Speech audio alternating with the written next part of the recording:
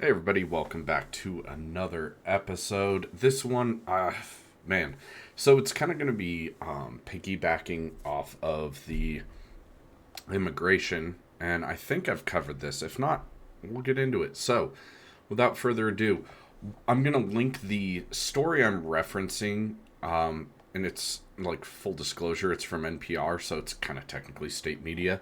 I could do an entire episode on PBS and NPR and all that. But so you have to recognize that there is a left leaning bias in this.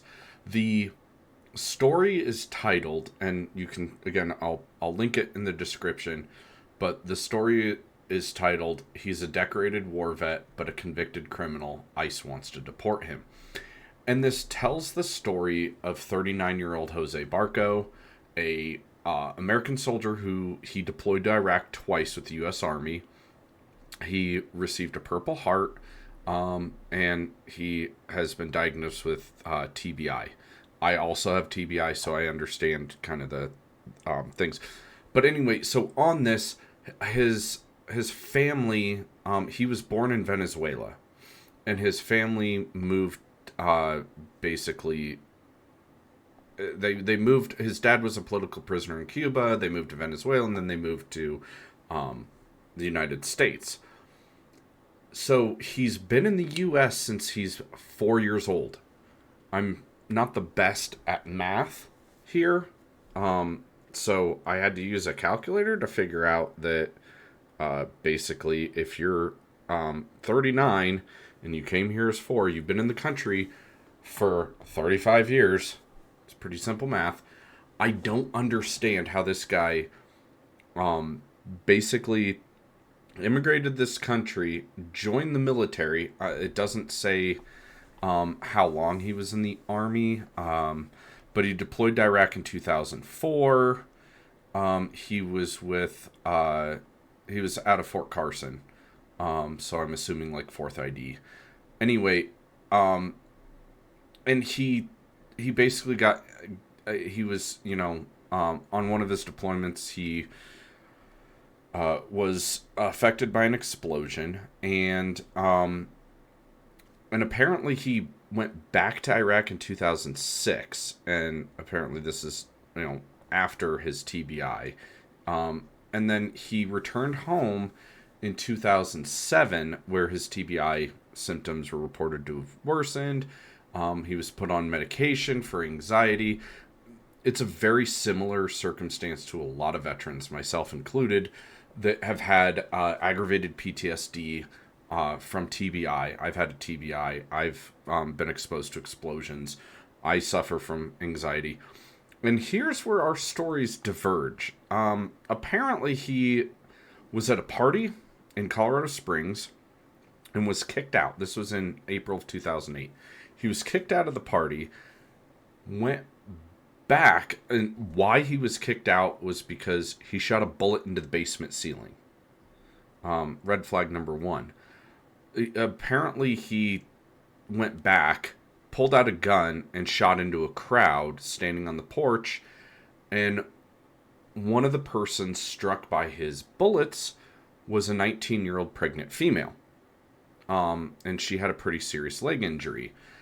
And he claims he has no memory of what happened. So he was eventually charged with 2 counts of attempted first-degree murder and 1 count of menacing, and the judge sentenced him to 52 years in prison.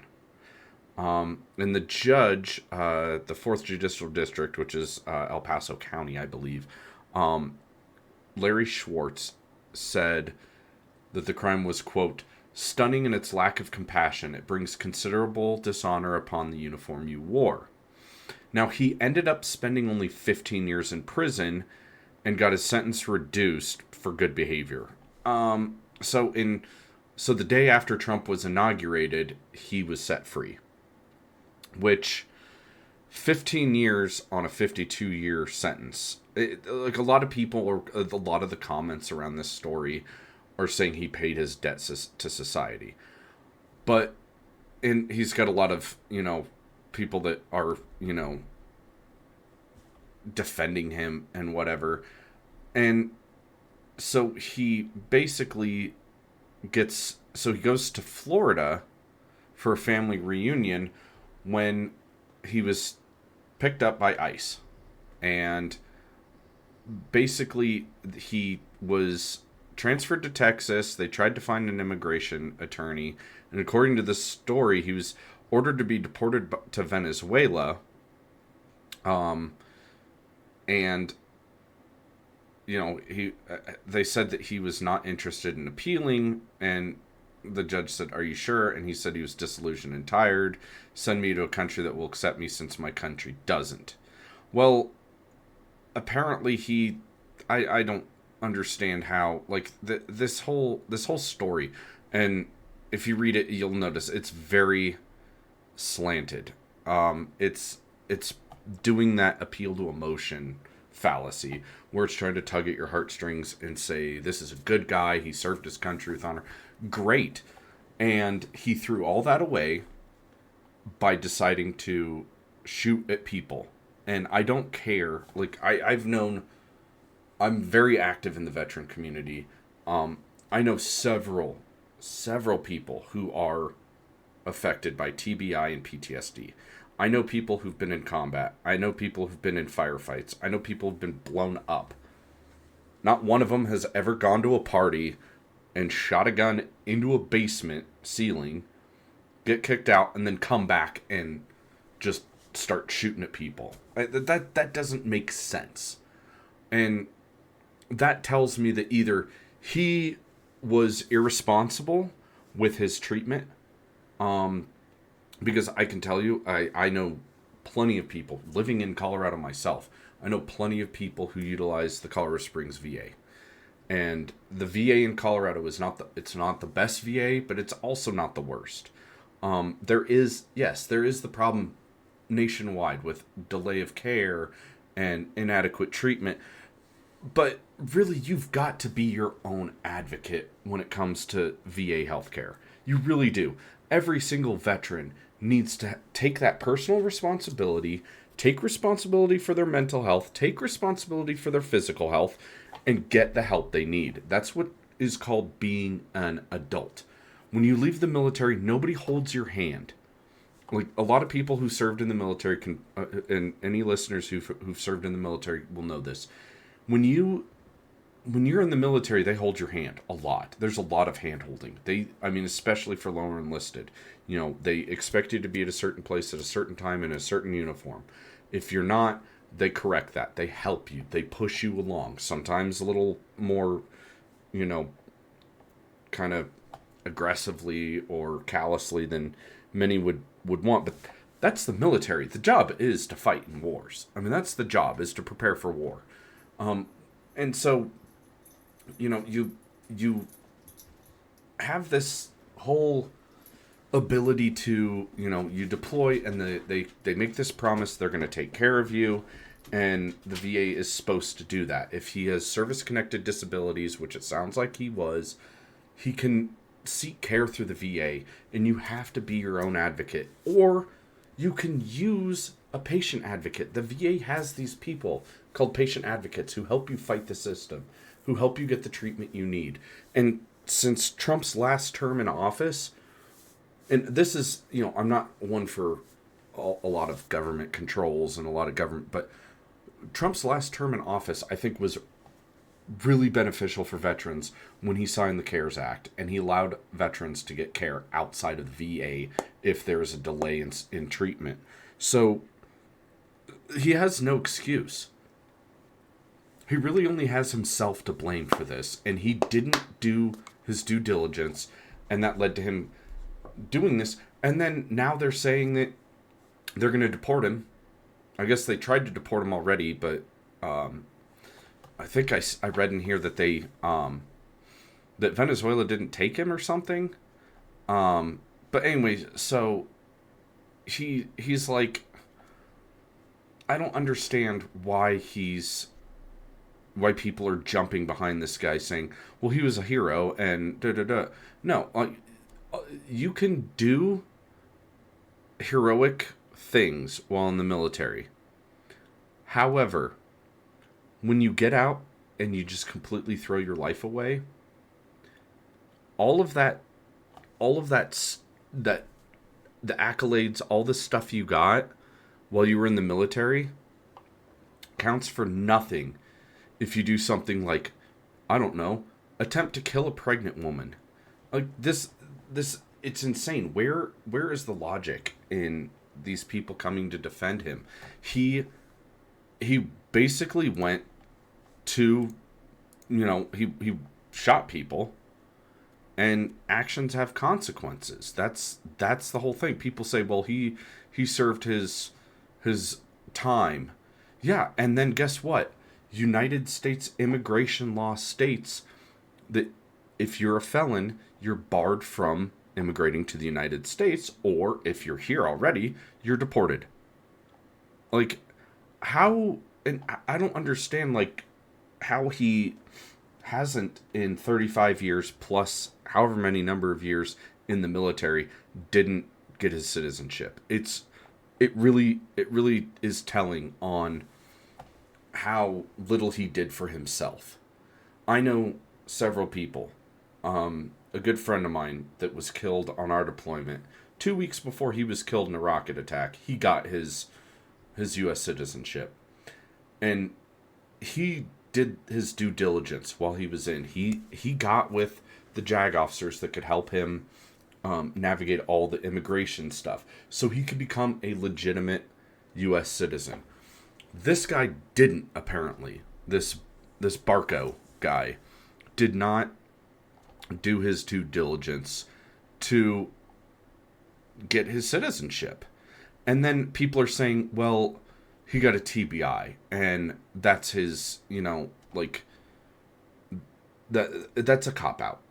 Okay? Like, if veterans with PTSD and TBIs are not inherently dangerous. And that's setting a really bad message when people say, well, if you have a TBI, you're potentially a homicidal maniac.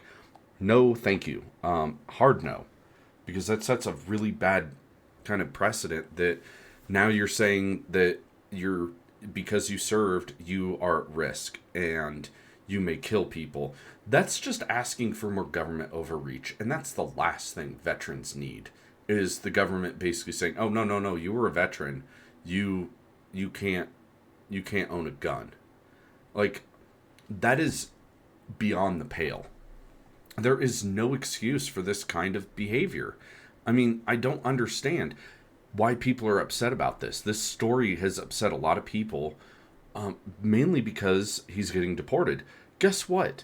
If you have a felony, you're not allowed to immigrate to South Korea, Japan, Australia, the UK. Many countries restrict immigration for felons, convicted felons. This guy was convicted for attempted murder, 2 counts of attempted murder. He only served 15 years on a 52-year bid. Like, I worked in the courts for a while. I've seen some sentences. I've seen some pretty, like, lax sentences come down. That 15 years on that is, I think, kind of crazy. So, this is going to be a short episode, but really I just wanted to kind of say that this whole thing, like the whole immigration thing, and I will gladly do more on immigration at another date and time, because I think it's an issue in this country a lot of people don't really understand, and a lot of people kind of, I hesitate to say it's an issue that it's polarizing.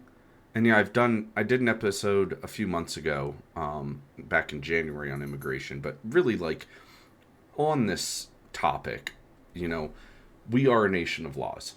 And yes, I know, libertarian-esque people say, like, oh, well, the government's bad and blah, blah, blah. But here's the deal. Anarchy does not work, and I'll do a whole episode on anarchy. I've been planning on doing that. I've been in the process of writing down some thoughts on that, and where anarchy and libertarianism kind of merge and diverge. But all in all, we still are a nation of laws. We still need to have some sort of system in which to control who and how people come to this country. and I could go all day on how I disagree with the plaque that's on the Statue of Liberty, because I think that's a really terrible thing. Give me you're tired, you're poor, and you're hungry, and you're huddled masses. No, we want people coming here that are gonna be a net benefit to this country. You don't want to take in all of the refugees and people who are not gonna at least somewhat make a halfway decent attempt to assimilate somewhat. We're not saying you can't have your culture, but multiculturalism, like diversity, and I really like could do a whole episode on that too. The whole problem with diversity is if you make things too like melting pot diverse, you lose individual cultures. Like diversity in like Africa is African people. Like I've met people from where was it? Nigeria. I've met Nigerians who are amazing people. They have a really cool culture. If I were to go to Nigeria, I'd want to be among Nigerians. I would not want to be among Europeans or Australians or Asians. I'd want to be among the native culture to that area. Just like if I go to Ireland, I want to be among Irish people. That's the diversity that you want on a global scale. And so America being this unique thing where we import people from everywhere and there's no such thing as an American race or an American... I mean, we have our culture here, but it's being diluted. And I think if you want to come here and bring aspects of your culture with you, great. But you also have to take on aspects of our culture in order to be here. So that's kind of where that is. But I mean, all in all, if you've been convicted of a felony and you get deported, I'm sorry, but actions have consequences. It's this fascinating thing that we've had for hundreds of years called personal responsibility. You commit an act, you have consequences for that act. You do something wrong, you have to face consequences. And people don't understand that anymore, and it's just insane. It's crazy how people don't understand actions have consequences. For every action there's an equal and opposite reaction. It's Newton's third law. So I think people need to realize that we've had a system in place. For hundreds of years people have gone to war and come home and integrated at least to a degree with society, and they're not complete. You got to take care of yourself, and that's the problem here with this individual. And I sympathize, I absolutely do. However, caveat to this, he committed a heinous crime. He almost killed somebody, and you can't expect him to get preferential treatment just because he was in the military. Service does not always make people honorable.